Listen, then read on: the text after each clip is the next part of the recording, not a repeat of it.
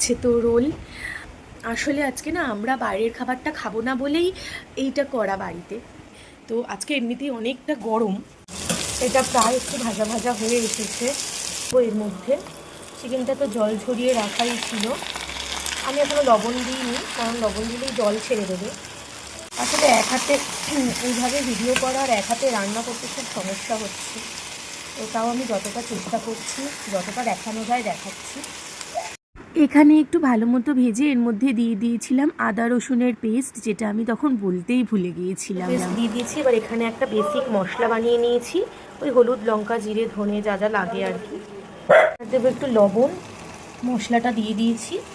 আর এই বাটি ধোয়া জলটা জাস্ট মশলাটা যেটুকু লেগে আছে দিয়ে দিলাম। এবার এটা জল শুকিয়ে এলেই পুরটা রেডি হয়ে যাবে।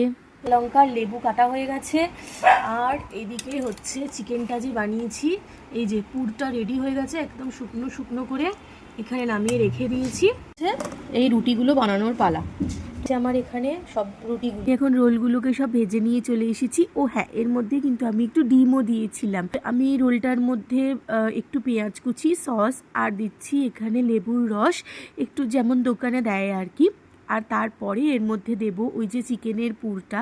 তবে এই পুরটা কিন্তু খেতে খুব সুন্দর হয়েছিল, ঝাল ঝাল মাখা মাখা, বেশ ভালো হয়েছিল। এবার এই পুরটাও ভালো মতো করে দিয়ে দিচ্ছি। আরে বাড়িতে বানানো রোল যখন, তখন তো ভালো মতো করে দিতেই হবে। তো বেশ অনেকটা পরিমাণে পুরটা দিয়ে দিয়েছি, দিয়ে ব্যাস এটাকে রোল করে বানিয়ে নিলেই হয়ে যাবে আজকের রোল রেডি।